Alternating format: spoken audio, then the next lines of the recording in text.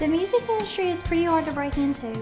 For a lot of people, it can happen very quickly, and they can become an overnight success. People tend to think that you just go in the studio and you record a song and the next day it's on the charts, but for a lot of artists it's just not like that. For me, it's not been like that. I've been in Nashville for almost 8 years doing this, and I'm very grateful that it's been that way. I'm glad it's took me a long time because it's made me a better artist and a better person all around. And I tend to not take things for granted. A lot of times, one of the big questions that people ask me is how I kind of got my start in the business.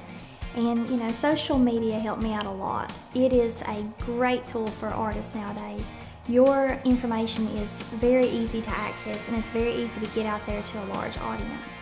So I had been asked to sing at a lot of weddings. I went over to the Mack Art Center in Paintsville and recorded a little 2-song demo. I put it on MySpace and got a really great response.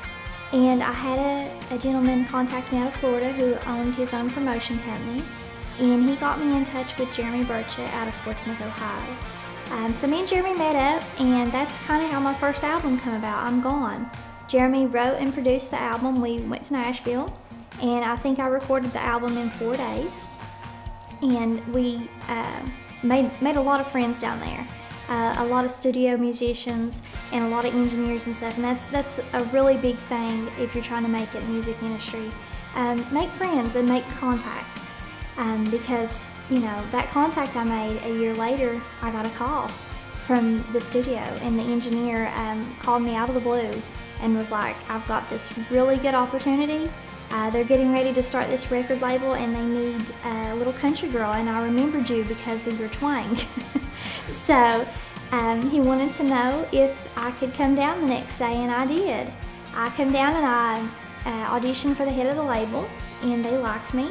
I was with the label for 2.5 years, and I did a lot of growing in that time. I learned to songwrite, and I was writing songs for myself and some of the other artists that they had on the label at the time.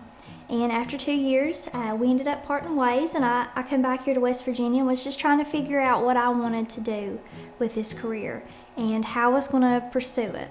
So you never get away from music, being an artist. You always have to do it. If you're a true artist, it's never going to leave you. So I kind of pestered my little brother and pulled the big sister card and made him come over and play the guitar for me, and we started putting clips on YouTube and just taking my fans' requests. They would message me and say they want to hear me cover this song, or just any song that they would send me, we would try to cover. Then Beau Fuller found me basically on YouTube, and he messaged me, and we ended up talking for about, I think, 4 hours the first time we talked, and he was just kind of getting to know me and know the type of person that I was and the kind of artist that I want to be and the music that I was into. So he talked me into giving Nashville a second chance, and I ended up going down there, and we are currently working on this new album, and I just can't wait to get it out there to the people and let them see what I've been working on for the last 2.5 years. I got a cut on one of my songs. We originally wrote the song for my new album. The song's called Doin' to Me, and a Canadian country artist, Chelsea Kreitz, cut it. And she released it as a radio single of her new album. She's doing really good with the song and kicking butt with it, so I'm excited to see where she takes this. When we wrote the song, I knew I wanted it for this album, but I also kind of felt in my heart that we had a hit for somebody. And you're always going to write another good song. So I kind of, there's some that I hold for myself, but with this one, I'm really glad that Chelsea decided to cut it. We'll see what the future holds for me.